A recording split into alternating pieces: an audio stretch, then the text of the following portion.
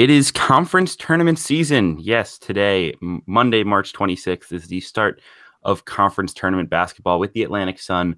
We'll have so much more conference tournament previews in a couple of days here on the CBB Central podcast. But today, myself and my good friend Brad Cavallero will be getting into all of the action of the weekend, the FBI investigation, Arizona.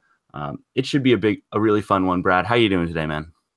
I'm doing very good, but I don't want to bury the lead, Kevin. I think we got to start with the biggest story, which is that Eastern Kentucky is now open, the job. It's baffling news, according to our good friend Jeff Goodman. I mean, maybe David Pageant maybe gets that job. Maybe Travis Steele from Xavier. I mean, like if those guys want that job, which I wouldn't personally, I think they could get better jobs. But if they want it, yes, those would be like absolute slam dunks. I would think more along the lines of I don't know, like if Billy Donlin wanted it. Okay, that'd be a type of fit I like. We'll see. What's he now?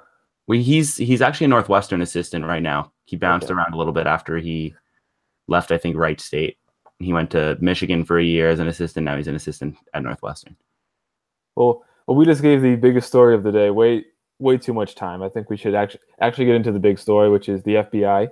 And the FBI has cracked down based on expense reports and financial statements that they obtained from Christian Dawkins. They have notes on players ranging from current players like Kevin Knox and Wendell Carter to past players like Malcolm Brogdon, to even guys like Eric Davis and Malik Pope, where you would never even consider that they were getting any sort of extra treatment. So, what was the biggest surprise from this FBI news on Friday for you, Kevin?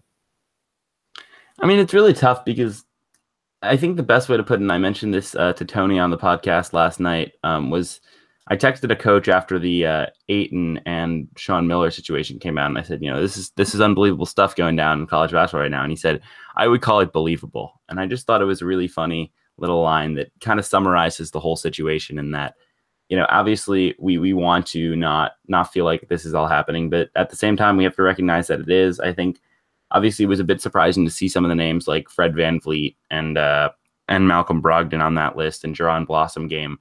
But I think also what was most surprising to me was the deal that some people made out of it. I mean, yes, people shouldn't be taking money early and things of that nature, but does anyone really care that Fred VanVleet got a like $500 advance while he halfway through his senior year from an agent? Like, I personally don't care about that. And I kind of think of myself as a bit of a purist. Like I'm not one of those people who's running around trumpeting that everyone should be getting paid and like open up the market and everything needs to change. But I mean, I don't know about you, but that to me isn't a huge deal, but some people made it out to be a fairly big one. What are your kind of thoughts there? Yeah, it's definitely not a huge deal at all. Like, it doesn't detract from my enjoyment of the sport, knowing that Malcolm Brogdon's mom got like a $60 dinner paid for, or Fred VanVleet got whatever $1,000 on Venmo. Even that like Isaiah Whitehead got like $30,000 supposedly. It is worth noting though that there's not a whole ton of like hard evidence, because most of these notes were just Dawkins is like typed up or handwritten expense reports. There aren't any like receipts or anything. So I think the first like the initial reaction from the public was, all right, stuff's going to go down. People are going to be suspended. But then when like you actually took a minute to think about it, you realize there's really no hard proof. There's no proof of the money. It's just these documents that Dawkins has actually provided. Right, yeah, and I think obviously it's been pretty well documented through social media that Dawkins isn't necessarily the most trustworthy guy. I think what did you run up $42,000 in fake Uber charges under Elfrid Payton's name, I believe was the story. That's just ridiculous. This guy doesn't seem all that smart. Why you're paying people in Venmo? I saw that and I was like, why would you ever pay someone in Venmo if you're trying to like conceal a transaction? Like, are you serious? But anyway, it's definitely an interesting situation. I think honestly, I think most schools are right to play these guys because the punishment's going to be less than the crime. I mean, even if we come out and say, well, Miles Bridges wasn't eligible, then, Michigan State will vacate these wins. As long as there's no proof that Tom Izzo was conspiring to make these payments, then Michigan State's just going to get these wins vacated. They'll win a national title, let's say, and no one will really care. I mean, I think that's one of the big problems the NCAA has here. And I mean, yes, there's obviously the wiretaps, I think, is where we're going to see a lot of this real connection between agencies and players and coaches go down. We kind of saw it with Sean Miller, and, I think we'll see it with more coaches. Obviously, they've discussed this, there's this sourced information in the past that, 30 to 50 schools could go down, and, 8 of the top 16 were cheating type of thing. So, I mean, it'll be interesting to see for sure. I think another interesting aspect of this is the whole thing with Seton Hall, where, like, I saw that you would retweet an article by a Seton Hall either beat writer or someone in that area, wrote an article, and it was, very negative, like, oh, we're a joke now, like, thanks a lot, Kevin Willard. But they should actually be, like, legitimately thanking Kevin Willard, because they were a joke. They were at the bottom of the Big East every year. They were not relevant nationally. And even if he did pay to get Isaiah Whitehead, which, can't be proven with these documents, the benefit of them doing that and becoming relevant and winning the Big East tournament, they're about to go to their 3rd straight NCAA tournament, far outweighs, if Willard was clean, they didn't get Isaiah Whitehead, he goes to, like, Kentucky or wherever, and then Willard's out of a job, and he's not working at Seton Hall for these past 2 or 3 years, and the Pirates are still at the bottom of the Big East standings. So I think it's clear that you should do whatever you can to climb the standings, even if he is caught cheating and maybe they vacate wins or they lose a couple scholarships. This recent run was definitely worth it for the fans and to elevate the program where it is now. Yeah, and I think that's the central problem here is that we don't, there's not a benefit to not cheating, right now. It's really tough. And I think Seton Hall was the school that, to me looked worse out of just the entire of those documents, just because of the connection between Isaiah Whitehead getting a fairly large sum of money compared to some of the other ones. And I know there was discussion that the assistant coach at Seton Hall, who at one point was Whitehead's high school coach and also I think was Desi's high school coach, if I recall correctly, had gotten some sort of payment as well. To me, you start to see those things connecting as as some sort of web of conspiracy. And that would concern me if I'm a Seton Hall fan. But I mean, like you said, if I'm a Seton Hall fan, do I regret it? And I saw a really interesting poll that Sam Vecini, who writes for The Athletic, put up was right after the Sean Miller situation happened was, would you rather be Arizona or Pitt right now, like in this moment? And I think most people said Arizona. And I think that's completely fair because, I mean, you'd rather have A, won the games and B, have set the groundwork because obviously Arizona cheated. Well, not obviously, but we think that Arizona cheated to get many of these recruits. Obviously, the 8-1 stands out, but I can't imagine that Aiton's the only guy they've ever cheated to try to land. But I mean, they now have a trajectory of landing top recruits in the past.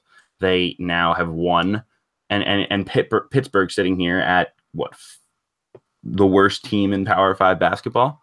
I mean, there's just no benefit right now not to cheat, and I think that's kind of the unfortunate thing in college basketball. But at the same time, I don't know how it changes. Yeah, I think that's a crazy anyone who would rather be Pitt right now than Arizona is either crazy or they're just holding on to this like moral stand that I cannot cheat or be associated with a cheating program. Because Arizona, even if they are banned from the postseason next year or in the future, they're still going to recruit at a higher level and they're still going to win more games than Pitt, who has absolutely nothing going for them right now. It just kind of goes to show you how unreasonable a lot of fans are in this whole like moral like ivory tower notion of college basketball being like this sanctimonious thing. Personally, I don't care who cheats.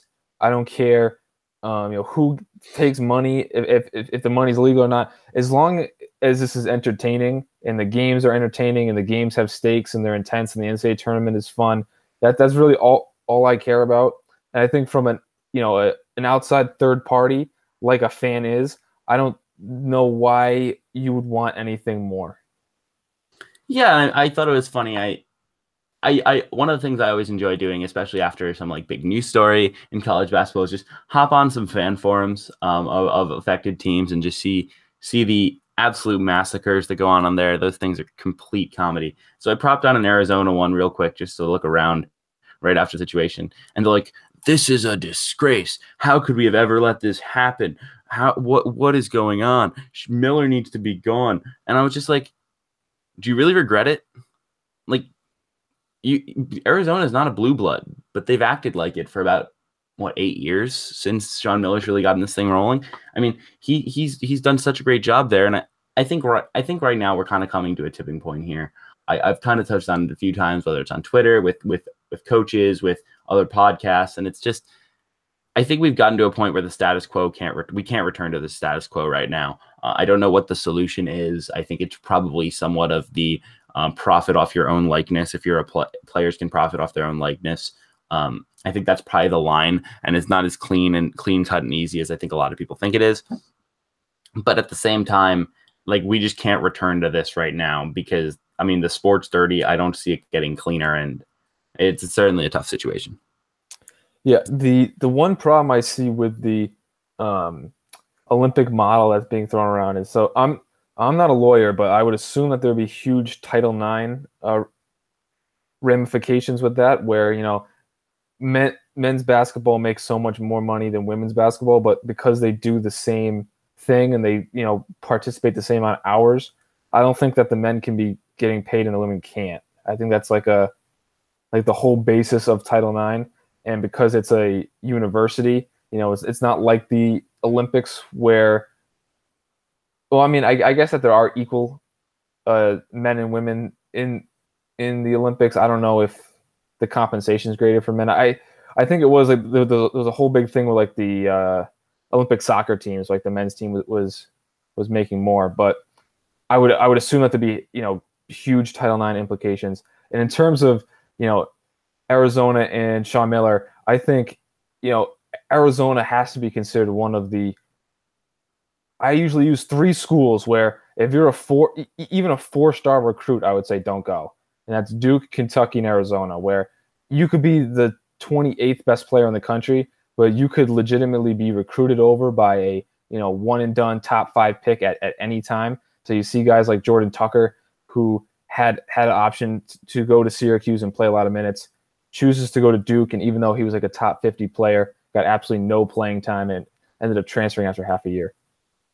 Yeah, that's an excellent point. And to your Title IX point, I don't claim myself to be a Title IX expert. I think the way they would get around it would basically say all athletes are allowed to go out and get outside sponsorship. Basically, obviously, I don't think the schools can pay them, as you said, with Title IX. I think it's just going to be too much of a challenge. I think you'd basically open it up to everyone being allowed to get outside sponsorship.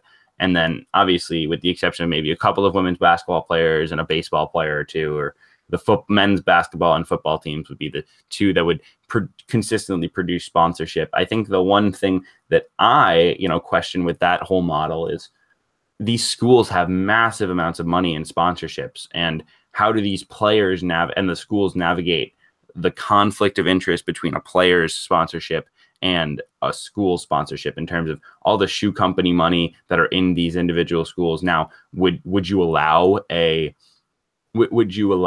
Trae Young to say if he wants to be sponsored by Under Armour for his season, be allowed to wear Under Armour shoes when Oklahoma's a Nike school? Or if Oklahoma's sponsored by Ford, would you allow him to get an Audi sponsorship?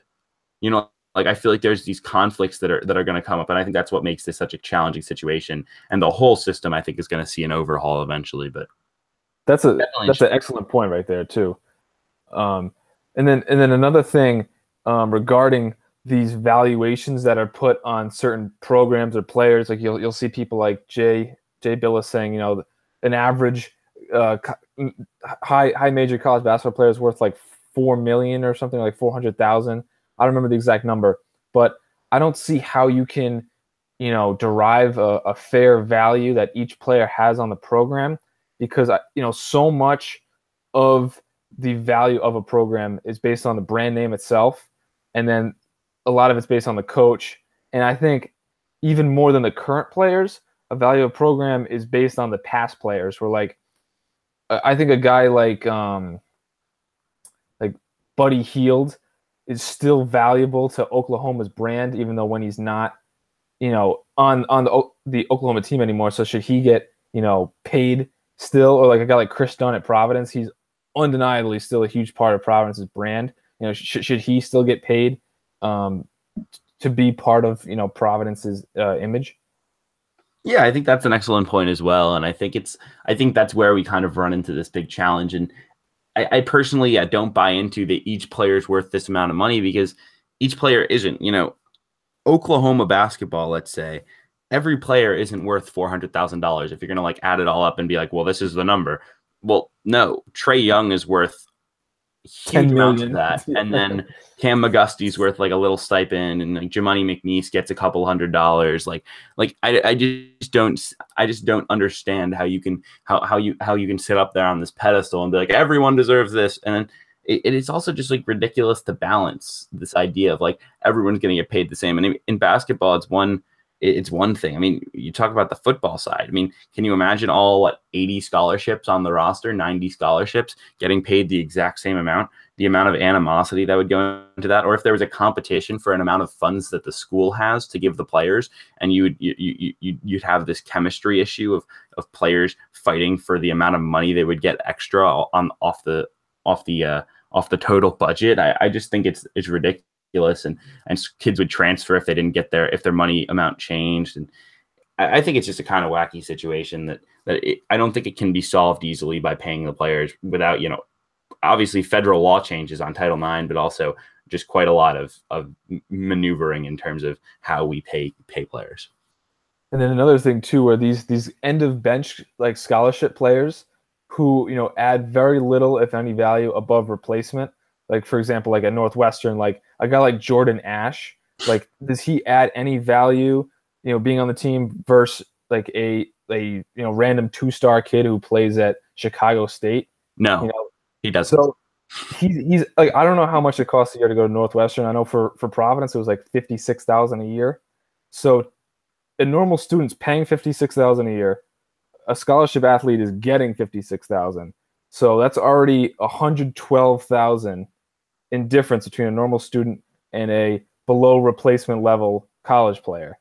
So even a player like that getting a scholarship is probably losing the school money. Yeah, and you combine that with just the entirety of, I saw, I think it was Rob Douster who just tweeted this recently, because I think Mark Spears from the Undefeated and ESPN was like, it's time for athletes to consider the G League over going to college. And I was just like, and Rob Douster quotes that tweet with, no, it's not. Number 1, private jets. Number 2, ridiculous facilities. Number 3, gods on campus. Number 4, you'll play more in college. Number 5, you'll probably get paid more in college, which I thought was really hilarious. And number 6, shoe companies and brands want them on TV, not on YouTube live streams. And I think that kind of says it all. The value that the schools produce for these kids is certainly greater for most players. I think the value the school provides is greater, or at least equal to what the value those players are providing them.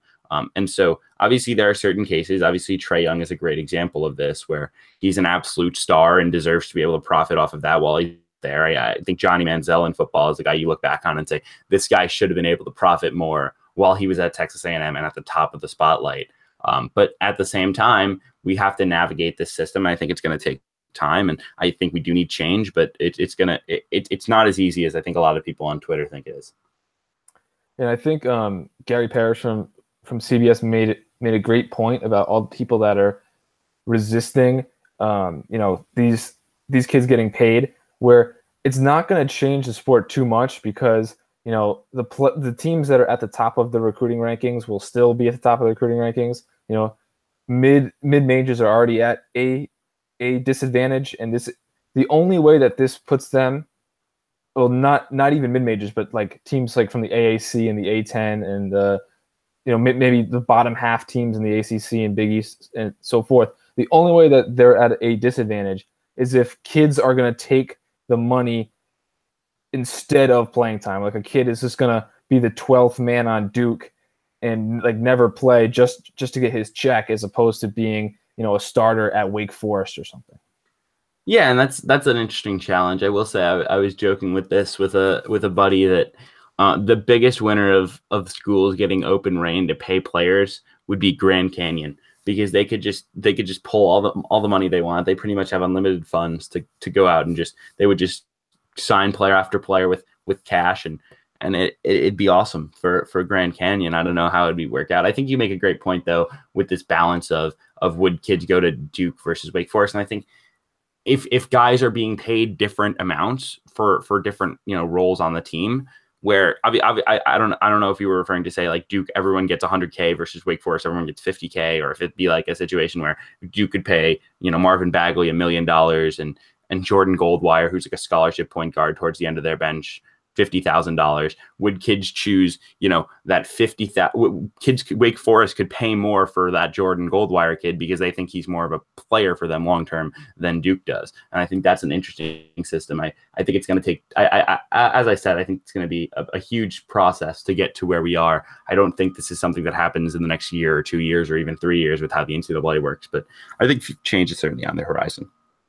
I was thinking more of like, let's say that like Jordan Tucker, let's say like he really needed the money, right? So let's say Duke is going to offer him say whoever $60,000 a year, and he knows he's never going to play, or like Wake Forest can offer like say 30,000, but he's going to play a lot, and players like that just go to Duke, be the 12th man, collect their checks. Whereas if like he went to Wake Forest, maybe he would have more long-term upside. He could develop more playing on the court, and maybe develop into an NBA player with a bigger potential payout at the end. But players take the 60,000 to just collect their check at Duke. Well, and I think that's the challenge, and we kind of saw this on Twitter after in the aftermath of the situation with the Ledgers, was this idea that a lot of these guys came from nothing really. I know there's been stories documented about Caleb Swanigan was homeless at one point in his life, and so many different guys have faced so much adversity in their lives before they get to this level of being a college recruit, and it puts these kids in a really difficult situation, in my opinion. Where Duke's saying here's $30,000, and to a kid who comes from a good middle class family and has never really struggled with money. I mean, to me, I would say I'm going to choose the school that fits best.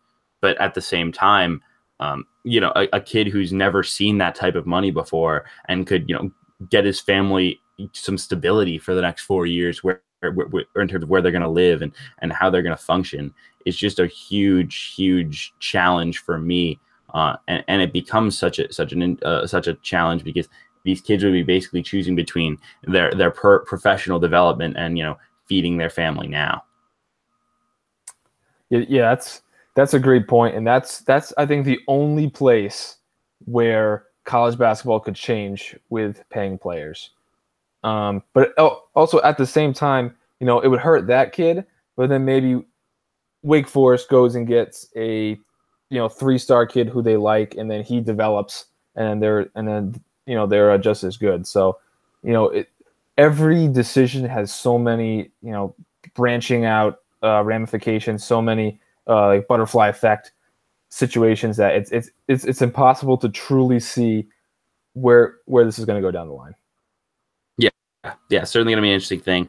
I think we've kind of hit on all of this. It's kind of a crazy situation, and as you said, it's gonna be something that we look at down the line and debate for quite a while. I'm sure we'll have many more discussions on this podcast about it. But I did want to touch on kind of the smaller news at Arizona this week. Obviously, we touched on Miller and Ayton and the craziness there. But Allonzo Trier, the talented shooting guard there, one of the better players, I think, in college basketball, is suspended again for a reappearance of the same substance, a performance-enhancing drug that he was suspended for last season. I believe the comparison was made, the amount in his system was the equivalent to 6 grains of sand in 10 Olympic swimming pools, which was kind of nuts to me. And it sounds kind of small and petty, but I mean, what are your thoughts on this whole situation, and how badly will Arizona miss Trier if he can't come back right away? So when I first heard this story, I was immediately, like immediately thought, fake news. He definitely took this drug again. There's no way after that amount of time it would magically reappear in his system. But I talked to my mom, who works in pharmaceutical drugs as a scientist, and she said that this could definitely happen if, when he took the steroids at first, some of it was absorbed into his fats, and then it would slowly decrete out of his fat. So it is possible, scientifically speaking, that this could happen. So that makes me more willing to believe Arizona's side of the story. And then from a basketball perspective, this is crushing for Arizona. They're probably not a top 25 team without Trier, even though Ayton did play amazing over the weekend. They just get absolutely nothing from their bench. Dylan Smith's a good shooter, but then guys like Brandon Randolph and Emmanuel Acott have not lived up to expectations in their freshman year. Yeah, I think, well, first off, shout out to Brad's mom breaking it down from a scientific perspective. Always love the great perspective you will only find on this podcast. So obviously hit subscribe there. But Allonzo Trier is obviously such an important player for this team. I mean, you look at the numbers, he's having an All-American type year, shooting 54% from the field, 43% from three, 85% from the foul line, 19.6 points per game, 3.5 assists per game too. He does do a lot of ball handling next to Parker Jackson Cartwright. And so it's obviously a crushing blow. I mean, looking at Arizona, I question whether he'll be back or not. I think the NCAA certainly works slowly on these cases. I could see, especially the timing here really sucks for Arizona. But I mean, I don't know about your thoughts, but I have zero confidence in Arizona to win, any game of importance this season if Lorenzo Romar is on the sidelines. I've kind of detailed my thoughts on Romar as a game coach a few times on social media and on other podcasts and radio spots, and that, this guy went 9-22 with this Washington roster plus Markelle Fultz.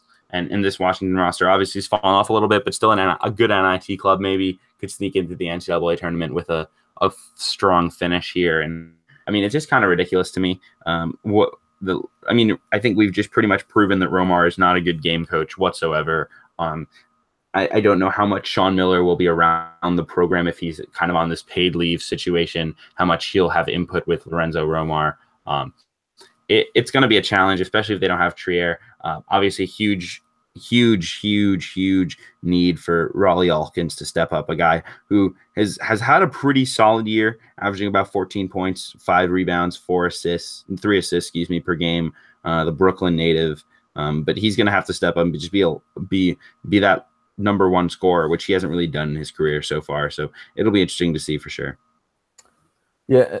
Another interesting aspect about Romar is, the whole reason he got fired, even though he had Michael Porter coming in that great recruiting class, was, people said he was the worst defensive coach. They said that Washington team with Fultz was the worst defensive team that they'd ever seen. And Arizona is a team that was already struggling defensively. They play two centers pretty much, with Ayton and Ristich. I don't think having Lorenzo Romar on the sideline is a great thing for a team that was already struggling defensively when playing for Sean Miller.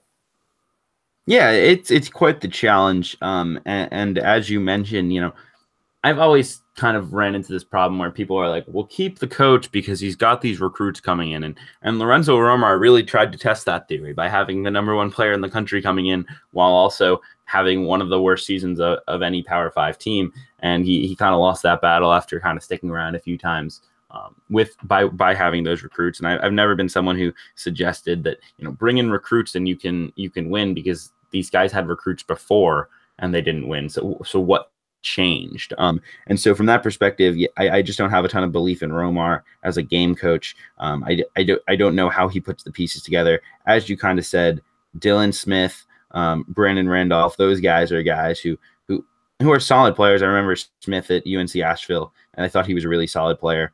Although I do look back and question how a kid, obviously he was a freshman and he averaged 13.5 points a game, but he shot 37% from the field as a freshman at UNC Asheville.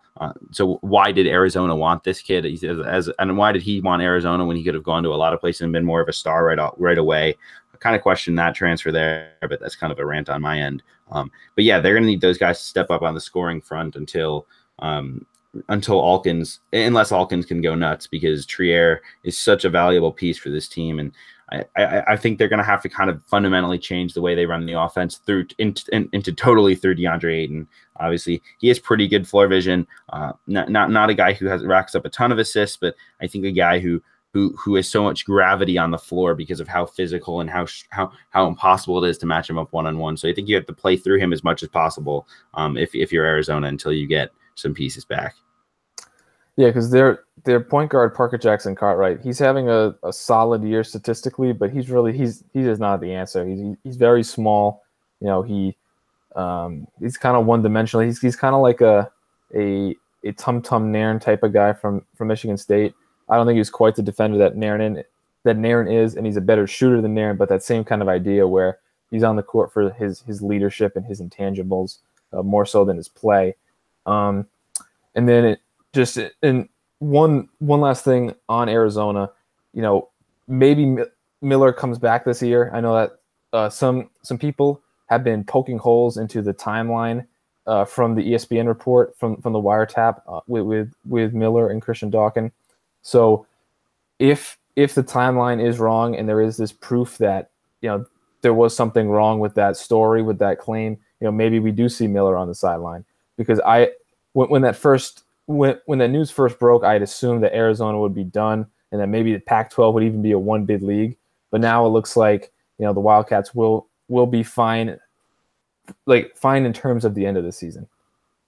Right, and I think the challenge for me, if I'm Arizona's, you know, compliance office and all of these things, is I would say you just kind of hold Sean Miller out the rest of the year. Obviously, this is bad information, and they've already had an assistant coach arrested in this deal, and so much has kind of happened to this Arizona program that indicates that there's some funny business going on. I think you just hold him out for the rest of the season. Give him the time over the offseason. I think there's been enough holes poked in this ESPN story so far that you maybe hold off on fully firing him until the offseason, until you have a little more solid information, which is certainly a tough situation for him to be in and for this program to be in terms of a recruiting perspective. But I think the paid leave type of situation would be a solid one long-term in terms of just having Sean Miller sit on the sidelines for the rest of the year. Obviously, this season abundant with turmoil, and then try to clear it up in the offseason if you have any desires to bring him back. I know that we're both big coaching carousel guys.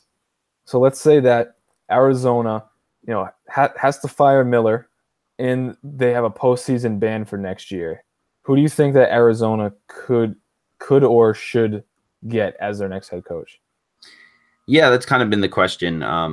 I think there's a lot of different guys you could talk about. I know there's been some discussion about Damon Stoudemire, who's doing a pretty good job at Pacific this season. One guy I think would be kind of an underrated head coaching candidate for that one would be Mark Jackson. I know he's kind of went into the TV realm, but is a guy who's had some success in the NBA, plays a good style. You could bring him in and tie him together with an experienced associate head coach. I think he could do a good job there. That was kind of a name that jumped off the page to me. You could also look at a guy like maybe a Billy Donovan if you could try to pull him from the NBA. I think it's still a pretty attractive job, just like I think Louisville is still an attractive job. I'm not sure it will happen, but I know Donovan's future with the Thunder is kind of tied to the future of their kind of big three, so I could see him trying to maybe take a soft exit, land at a school like Arizona. So it'll be interesting to see. I think there's a few candidates, and it's really early to tell, but it is certainly fun to question. Yeah, what about Eric Musselman from Nevada? He's a guy that builds a lot with transfers. So if Arizona were to be in that kind of short-term ban, you know, he could maybe get the program back pretty quickly. Yeah, he's awesome, and I think he'd do an awesome job there, and that'd be the type of job that I think I could see him leaving for. I know there's been kind of this discussion on Twitter with Arizona, with Nevada potentially being a top 25 team next year. This team has been just so awesome and has so much upside long term. It's just tough because but so like the Ole Miss job, I don't think would intrigue him, which I know some people discuss. He could go to Ole Miss, and I'm like, why would he go to Ole Miss when he's the top 25 team at Nevada?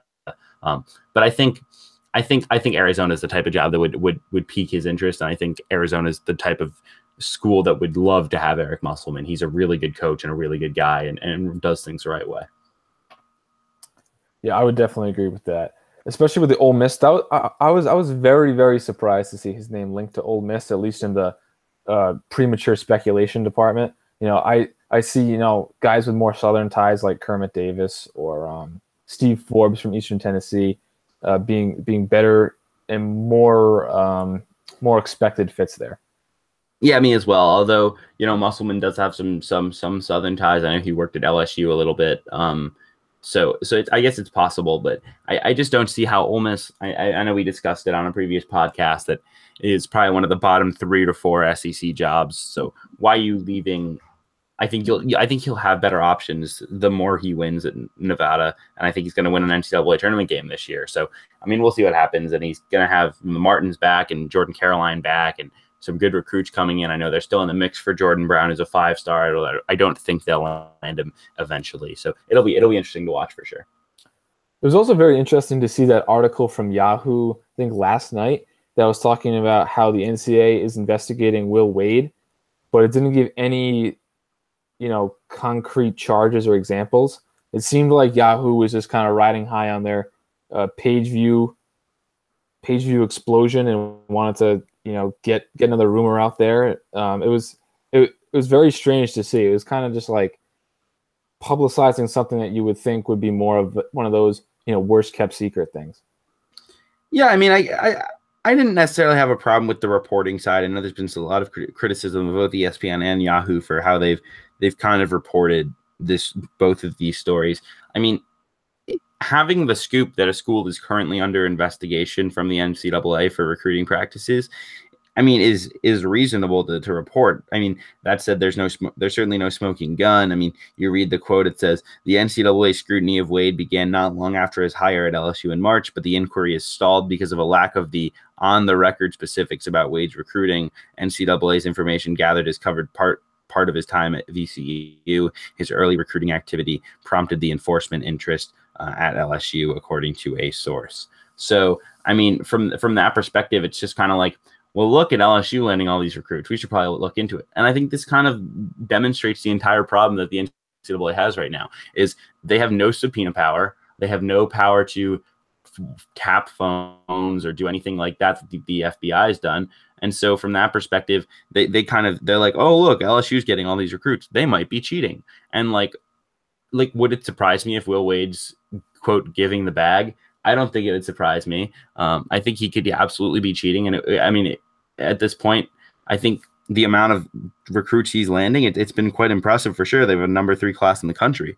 But at the same time, I mean, what's the impetus here for the NCAA to get him? I mean, I know, like, obviously there was this discussion I had on Twitter last night with one of my friends, was this idea that like, how could Sean Miller get caught on the phone talking about giving $100,000 to a player? And it's like, because the FBI is the only thing that could have caught him for this. If he'd done this, like, I bet there's other coaches who have been on the phone talking to agents, talking to brokers about getting payments, because the FBI the NCAA, can't subpoena the phone records or wiretap the phones to catch them.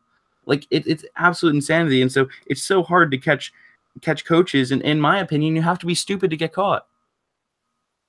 Yeah, I would totally agree, especially because there was no reason before September to think that your phone is being tapped by the FBI for college basketball. The people that are speaking now is like, oh, how could a coach be that stupid? They're looking at it through the February 26th eyes, where we know that the FBI has been involved and they have all this evidence, and that undercover agents and sting operations. But back in last April, no one, like, knowing that the NCAA can't wiretap your phone, there was no reason to think that your phone was being wiretapped by someone else for college basketball recruiting related things. And then in terms of LSU, yeah, I think you hit the nail on the head again here, where the whole article to me was like, oh, they got a couple 5-star kids. They don't usually get 5-star kids. We're going to look at them, which is fine if you're the NCAA, but I don't see why that needed to be reported. Like it just seemed like it was, the NCAA was doing their due diligence, and it wasn't based on anything concrete. So why even report that? But that's just me, I guess, with the LSU reported news. I suppose the one thing that could be here is the NCAA kind of gets a bad pub all weekend of, oh, how does the NCAA slept on all these things? How has this happened? And so the NCAA people kind of get on the phone with Pat Ford, who's done a lot of the reporting on this whole situation. It's like, hey, guess what we've got? LSU, we're looking into them. They've landed some recruits. Nothing solid yet, but we might have some leads. And Pat Ford's like, oh, yes, let's report on this story. And like it is kind of this whole problem, I think, with this is something we could, I could go on all day about, but this kind of problem right now in journalism as a whole where people kind of, where there's this just awful balance of, respecting your sources and keeping your sources happy while also, reporting fairly and reporting without being influenced by too much by your sources' view of the world. Yeah, should we break the news right here that the NCAA might be investigating Western Kentucky too? Yeah, they might be looking at Western Kentucky. I'm sure they've looked into every single program is currently under investigation by the NCAA. You can scroll down the recruiting list of the top 150, and any school that looks remotely strange, I'm sure that they've been investigated. Yes, yeah, it's kind of a mess, right? It's kind of a mess, and I don't really know much more to say there other than just kind of being nuts. So let's get on to some more happier stuff, some college basketball game action. Wild weekend in college basketball, as per usual. Kind of run through some top 25 actions. And to me, the biggest story was the upset win by Creighton over Villanova. Brad, kind of what was your thoughts on that ball game? I got a chance to watch a good bit of it, especially towards the end. What was kind of your thoughts on such a huge win for Creighton? I know I guess we jinxed it because we said in the last podcast that Creighton was trending in the wrong direction. Here they are. Yeah, so I watched most of the game, and then Villanova went up with like an 8-0 run to go up by like 8 or 9 with like 4 minutes left. And I said, Creighton's done. Switch the channel. I checked Twitter. They went to overtime. So then I flipped back, watched overtime. Very impressed with Creighton, especially because they were missing Ronnie Harrell, who's their starting power forward and one of their key players. They got great contributions, obviously, from Thomas and Marcus Foster. And they also got some great floor games from guys like Davion Mins, who has taken some heat for his play. He's not quite a Big East starting point guard based on his career to this point, but he had a excellent floor game. And then Mitch Ballack is one of my favorite freshmen in the Big East. I think he's probably the third best freshman in the conference behind Spellman and Najee Marshall. So I mean, he's a huge piece of Creighton's future, and it was good to see Creighton get back on track, because I think that they are capable of perhaps winning a game in the big dance, and I think that they're certainly worthy of returning to the big dance. Yeah, I thought it was an awesome game. Obviously, Marcus Foster had that dumb foul that nearly cost them, although DiVincenzo missed the free throw. But to beat a Villanova team that is at full strength for the most part, I know Phil Booth wasn't quite to his 100% level yet, but he did play. I was just super impressed watching that game, and the one thing that really stood out to me one thing that really stood out to me was the way that Jacob Epperson played and how Greg McDermott coached him. And let me tell you, if I'm a recruit and I watched that game and I watched how Greg McDermott handled his freshman big, who's playing in, I think, his 5th or 6th college game. It was number 8 for him. So really early in his career, I know we've been redshirting, and the way he coached him down the stretch of that game, we're talking about, resume changing wins over top 5 teams. And Greg McDermott has a smile on his face, patting his kid on the back, talking through situations with him, showing him the way. I thought that was really cool to see, kind of something we don't get to see on TV every day. And certainly Epperson's play was great in that ball game, but I was just so impressed by how McDermott coached him up. And I certainly, if I was a parent or if I was a player, I would want to go play for Coach Greg McDermott. Yeah, I don't think that McDermott gets enough credit as a head coach. I think a lot of people just look at how far you advance in the NCAA tournament to determine your value and your worthiness as a coach. but really the regular season is just as important in my mind. And Creighton's had a few, very good regular seasons recently. And the craziest thing about Epperson was that they broke his red shirt with like more than halfway through the season, which I didn't think that they were going to do. I thought that they were going to roll with Hegner and then this grad transfer Manny Suarez, who's kind of been a disappointment. He came from the Division II ranks, but it was absolutely great to see Epperson. He's a future standout in the Big East. He can step out and hit jump shots. He plays with good energy. He's a very nice looking player. Yeah, he did a really good job of just staying within his role and really just focusing on getting putbacks at the rim and making plays at the rim. His hands impressed me for a freshman. He's obviously got to put on some weight, but I thought he had kind of similar upside to Martin Krompel and a bit of a similar game. I think he's going to be a really good player in this conference going forward. Another game that I wanted to touch on, obviously, another big one was Texas Tech falling to Kansas. Kind of what were your thoughts on that one? I know Kansas finds a way to win on the road with Keenan Evans at Texas Tech not fully 100%. Yeah, so Texas Tech is officially snake bitten. They lost Zach Smith, who is arguably their second best player coming into the season. They lost him about halfway through non-conference play. His first game back when he's trying to work off the rust. They lose Justin Gray, who was a very essential piece. He was a starter, played that small ball 4-man. He didn't play. He was hurt very early in the game. I don't think it was a serious injury. I think he will be back. But without him, with Evans banged up and with Smith rusty, it was just too much to overcome. Very, very impressed with Zaire Smith, who is Texas Tech's freshman, who is built some NBA draft buzz of his own. He's very athletic. But Kansas is absolutely rolling right now. They clinched another Big 12 title. They got great play from Svi Mikhailuk, who was so overrated for so long that now he's a bit underrated. And they got great play from Devontae Graham, who's kind of an under the radar candidate for Player of the Year. Yeah, I think Mikhailuk's play this season can't be overstated. Just his floor vision has improved so much for me. I know there's the one big highlight that people showed where he kind of came around the ball screen and threw the lob from, I think, about 18 feet away, just perfectly on time for Udoka Azubuike. Just an awesome pass and kind of the things he's improving on. Still needs to put on, I think, a little more weight as an NBA player, but at 15 and a half points a game, 4 rebounds, 3 assists, shooting 45% from three, but despite being circled on every scouting report, this is a guy you can't lose. He's just been really impressive this season. He's just a winning player too. You get the vibe when you watch him play that he's a guy who will make a play for you down the stretch when you need it. Absolutely. And then another very interesting result was Florida beat Auburn. Florida was at home, but they were trending in the wrong direction. People had kind of, shifted them more toward the bubble. But with a win over Auburn, I think they're more solidly in the field. They got a great game from Kevon Allen, who I think actually came off the bench in this game. Mm-hmm. So did you have any thoughts on this Florida-Auburn matchup?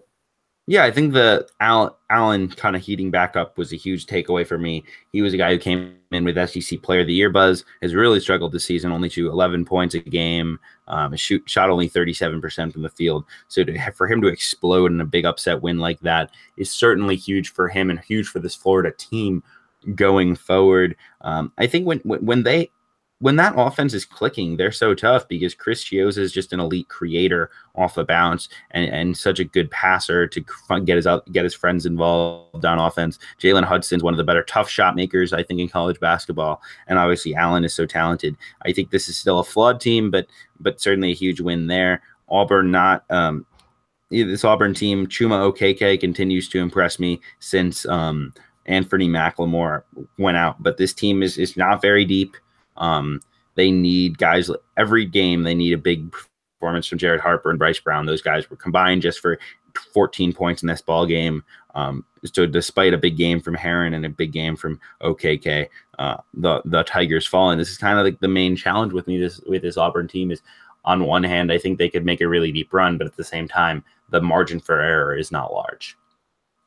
Yeah, I was very disappointed when Fernie McLemore broke his ankle last week, because I thought that this Auburn team, was was absolutely clicking, and they could really make a huge run. And when you have only 8 or 9 guys that are that are available, even losing a guy like McLemore, who's maybe like your 4th or 5th best player, that can have so many ramifications. And he was the guy who would be in their lineup to close games.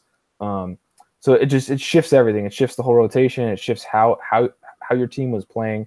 And with only a few games left, I don't feel as comfortable placing Auburn deep into the tournament as I did even last weekend.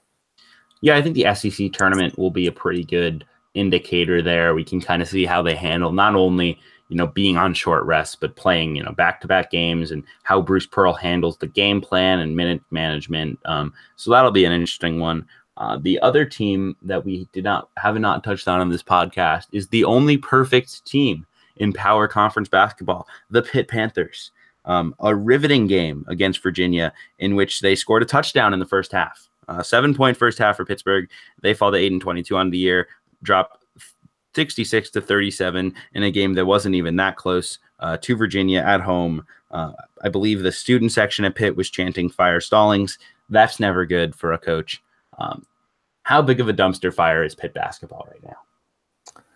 Yeah, so obviously I did not watch this game because there wasn't much to watch here.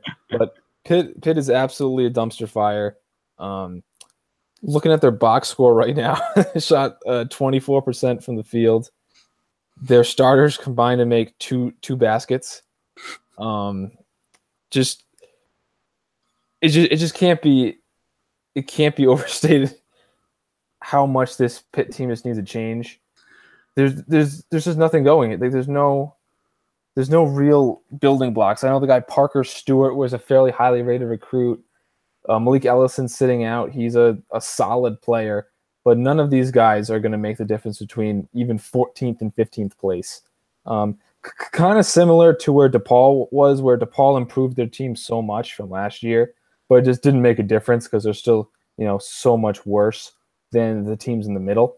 So I think Pitt, unless they make a big hire, maybe a Danny Hurley, or I don't know who would necessarily be willing to have the confidence to take over such a rebuild, but that next hire is going to be so crucial to the direction of the program.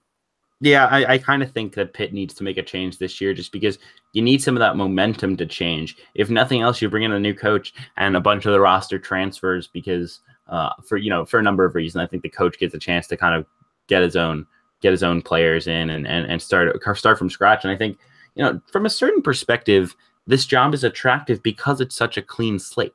You'll come in, if you're at all a decent hire, you'll come in lauded by these fans because you're better than Kevin Stallings, and you'll come in, you'll have time to build this thing up. You're not Rutgers. This is a place where you can recruit and build, and you've got a good arena, and you've got a storied fan base and a good program. And obviously, I think it'll take time, obviously, and a coach could come in. But if a coach could come in, maybe keep Marcus Carr and Jared Wilson-Frame and Ellison and Parker Stewart, and then grab 2 grad transfers from near the top of the grad transfer ranks, maybe a sit-out transfer or 2 who's really talented, and then start recruiting for 2019.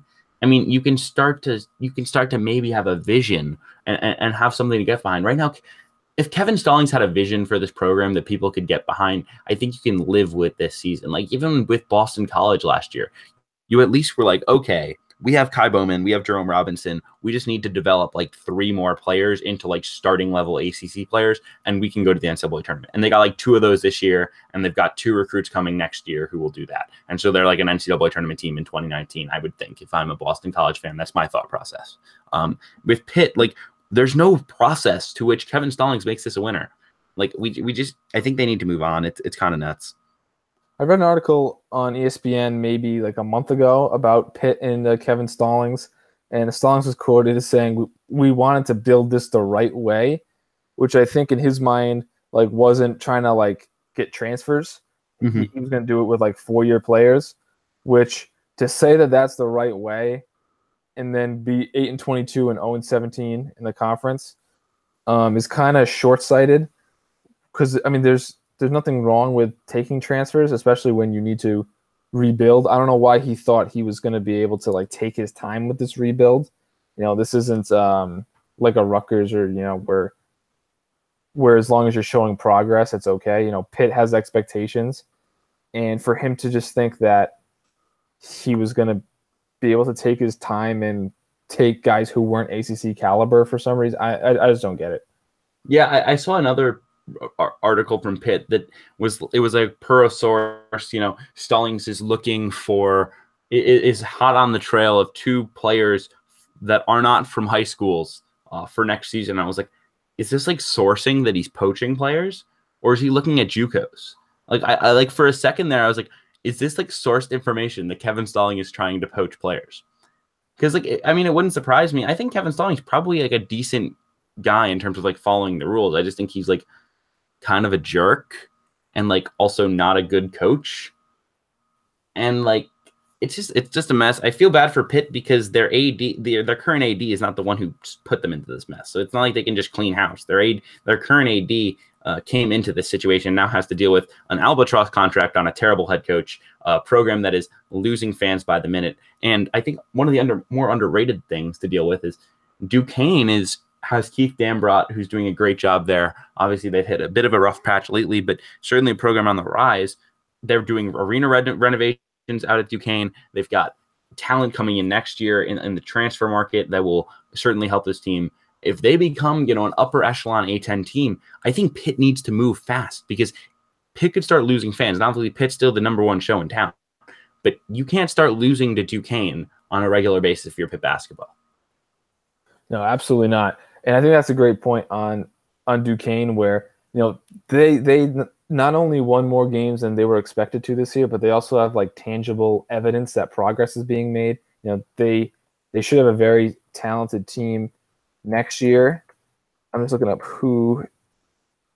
I know that they have Craig Randall is one of their transfers, right? He played at St. John's, right? They have Craig Randall. He was at Memphis. They have Frankie Hughes from Missouri, who's pretty good. Yes, that was the player I was trying to think of. Was Frankie. And then they have Marcus Weathers from Miami of Ohio, who averaged 10 points and 6 rebounds as a freshman. Really athletic kid who will help them a lot. 2 of his Akron recruits who didn't necessarily put great numbers up as freshmen, but are very, they're very solid players. And Keith Dambrot's a guy who develops his talent. Right now on their roster, their best player is a freshman. Their second best player is a sophomore. Like the future is at least bright at Duquesne, and they've got some good recruits coming in next year. I think they have a couple of 3 stars, even one fringe 4-star as a stretch 4. So like he's building it, and you see a vision of Keith Dambrot is building it with lots of bigs and then athletes on the wing who can make plays, and they're going to be a physical team, and that's how they're going to win games. Like you don't even see a vision like in terms of like a roster construction thing. It was really like you're like a fringe 3-star, we'll take you. Like Kevin Stallings is lost. It's a complete mess. I think they have to just move on this offseason just to try to grab a little momentum and get started on this rebuild, because you're not gaining anything next year by having Kevin Stallings coach is maybe a lame duck. Yeah, and the kid Eric Williams on Duquesne's having like a breakout season. Yeah, he's awesome. And then they lost the kid Isaiah Mike, who's now at SMU. He would have been a crucial piece, but they still have Mike Lewis, who was a freshman last year, I believe. Mm-hmm. The guy Rene Castro is a senior, but he used to play at Butler. Terrence Smith used to play at Nebraska. So they're doing it with the transfer market, which I think is a great call for a program that was down as long as they were, like Duquesne. And it just shows that, Stallings, sticking with this kind of we need 4-year player mindset was not the greatest move. It was very short-sighted. Yeah, I think there's this whole thing, and I know there's obviously some stigma around JUCO players and around transfers. They're tough to. There's their chemistry issues and they're bad kids and yada yada. And I think you can kind of look no further than Nevada yesterday. Nevada started 5 transfers yesterday and clinched the Mountain West title for the 2nd consecutive year. It's kind of incredible that people still think that transfers aren't the way to build. And obviously, yes, you want your 4-year guys and you want to be able to develop talent, and that can still be your backbone. But to not consider transfers or to kind of look off transfers because of your your values is just kind of ridiculous in this day and age of college basketball. Yep. And so I don't know if there are any other topics you want to hit on. One additional one for me was kind of the SEC bubble is kind of molding into form, where teams like LSU and Georgia are kind of taking a step back, and teams like Florida and Arkansas are more solidly in the field. The one team that's still kind of in no man's land is Mississippi State. So what did you think about Mississippi State, and kind of do you think that they have like a legitimate chance to make the big dance? I think it kind of comes down to beating Tennessee on Tuesday. That'd be kind of the resume win at home. That would really give them a big boost. I think they're one of those teams that I think they'll kind of compare to South Carolina 2 years ago, where they missed the big dance, even though they kind of have the wins in terms of total number of wins, just because Mississippi State's the perfect example of beating everyone you're supposed to beat and beating no one you're not supposed to. Lost on the road at Vanderbilt, on the road at Missouri. But then they come back. They beat Ole Miss. They beat Texas A&M, who's down right now. They beat South Carolina in overtime at home. Like, you look them down their resume. What's the game that they've won that they shouldn't have? They don't really have any big wins on the season. They have the home win against Arkansas. Their non-conference resume leaves quite a bit to be desired. Although a Stephen F. Austin win does look okay, I guess they're 22-5 or something like that. So it's tough. I think the road is difficult. I think you need 1 to 2 big wins between these two games before the SEC tournament and then in the SEC tournament. Although the strength of the SEC and their standing right now in third place does certainly help them. Yeah, I think a team with a poor non-conference schedule should always be worried, because we've seen that the committee can take that kind of easy way out and just either penalize them significantly or just leave them out of the field entirely. And in terms of the eye test, I know that a lot of people like to throw that around with teams like Nebraska and stuff, but Mississippi State's a team where I think the eye test is just as confusing as the resume, where I've seen them sometimes and they've looked like a NCAA tournament caliber team, and sometimes they haven't. I think if we were to rank teams on this eye test, I think Mississippi State would be in the same position that they are in terms of their resume. Guys like Quindary Weatherspoon and like Nick Weatherspoon, they're very good, but they're kind of wild. A lot of times I've watched Quindary, and he's been like barreling through the lane, getting charges. It's been kind of frustrating to watch. And then guys like Lamar Peters never lived up to expectations. He had a lot of hype coming in as he was a standout at these summer camps. But Eric Holman, who's kind of a 4-5 guy who can step out and shoot the three, he's been kind of their breakout performer this season. So in short, I wouldn't lose sleep if Mississippi State was in or out of the field. I certainly wouldn't be angry or happy or anything. I think that they are potentially deserving, but I don't necessarily prefer them over any other team. I think that's the challenge for me is this idea that you'd put in Mississippi State, say, over a Middle Tennessee State, and you look at the resumes. Middle Tennessee State has 12 road wins this season. Mississippi State has 2. Mississippi State is 18-1 at home, and their RPI is 63. Middle Tennessee State has an RPI inside of 30. But this brand idea of SEC versus Conference USA and all these kind of these factors wind up, excuse me, putting Mississippi State in a position where they could possibly get an at-large bid over a Middle Tennessee. And I think that's kind of unfortunate, but it's kind of the way that college basketball is right now. I certainly hope that the committee wouldn't do that, but it's certainly something that we need to keep an eye on, because we've seen it before and we'll see it again. I've had this idea for the first 4 in terms of the at-large games. I think that so many people are on the side of the fence that say not enough mid-majors. These mid-majors can definitely beat these fringe Power 6 teams. And the other people on the other side of the fence that want the Power 6 in and think that the mid-majors, who's ever heard of them? So I think a way that could potentially solve this debate is the first 4 in terms of the at-large, like the 2 11 seed games, be a Power 6 versus a mid-major. So like a mid-major, say Middle Tennessee doesn't win their conference tournament, we could have like a Baylor versus Middle Tennessee, and the other game be USC versus St. Bonaventure. And if these mid-major teams that performed well but didn't win their conference tournament, if they can consistently knock off these fringe teams, then we can, have some hard evidence to suggest that, these people backing the mid-major, the strength of these mid-major teams are correct. These mid-major teams can compete. Because you see a team like Middle Tennessee where they have a great road record. They have some great wins, even in conference, wins at Western Kentucky, at Old Dominion. But they had 3 neutral court games against tournament caliber Power 6 teams, and they lost all 3.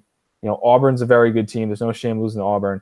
But, playing Miami and USC, who are both bubble teams, on neutral court and losing to them, even though it was early in the season, that's not the greatest look for Middle Tennessee. Yeah, I definitely agree. And I think that's kind of the challenge. I think I would say one more thing Middle Tennessee has done a good job of is getting teams to come to their building and do 2-for-1s even to come play in Murfreesboro. I know a lot of mid-majors can't say that. I mean, that's kind of the challenge I look at with a St. Bonaventure is who is ever from a Power 5 program going to come to Olean, New York to play you in a either a one-off or a 2-for-1 type of thing. I mean, it's just such a challenge scheduling wise, and it's kind of one of the systematic problems in college basketball. And I'm sure we could do an entire podcast about it, but it's a tough situation for mid majors. I like your proposal, and it's certainly something I wish we'd see more of. Yeah, because there's absolutely no incentive for a Power 6 school to play on the road at a mid-major school. I think we talked about earlier with Tom Crean playing at Fort Wayne, but I know like 6 years ago, I think, Providence played at Brown and lost, and that, could have kept Providence out of the NCAA tournament. They ended up missing the NCAA tournament by more than just 1 seed line, but there was a scenario where they win another game, and then they were on Selection Sunday, and that loss would have cost them, and they didn't gain anything from it. Playing on the road is always difficult, and if the committee's not even going to respect, that win if you get it, and there's a strong possibility of you losing, it would be foolish to do it. Yeah, completely agree there. So will that do it for today, you think? Yeah, I think that wraps us up. Once again, guys, thank you so much for tuning into the CBB Central podcast. This should be up on SoundCloud, YouTube. Once again, let us know if you want anything covered. We're planning a kind of a whip around conference tournament preview for later this week because the conference tournaments are coming. Actually, some today, although it's just some quarterfinal action in the ASUN. Brad, any hot takes on the ASUN tonight? I think Lipscomb is going to win that conference. I know Florida Gulf Coast has lost a few games, and Lipscomb has Garrison Matthews, who's one of the top players in the conference, and they have this kid Matt Rose, who was a former Southern Conference Freshman of the Year when he was at Samford. Excellent insight from Brad. Once again, thanks for listening. Enjoy your ASUN basketball or whatever you choose to watch this evening, and have a good one, everybody.